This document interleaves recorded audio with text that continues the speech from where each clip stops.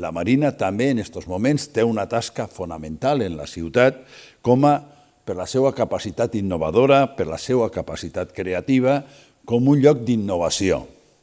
I l'exposició que avui plantegem té molts elements en aquest sentit que després vos descriuran. La connexió de la ciutat amb el mar és una connexió de sempre, però és una connexió que nosaltres volem vincular entonces amb la innovació i la creativitat. Els traginers que abans anaven per ací i que carregaven els vaixells, els carregaven de vi, els carregaven de molts materials, moltes vegades per a les colònies d'Amèrica en el temps passat, avui tenen una altra funció. És la connexió entre la ciutat i el mar que simbolitza perfectament Sorolla i que d'alguna manera nosaltres volem perpetuar mitjançant aquesta exposició.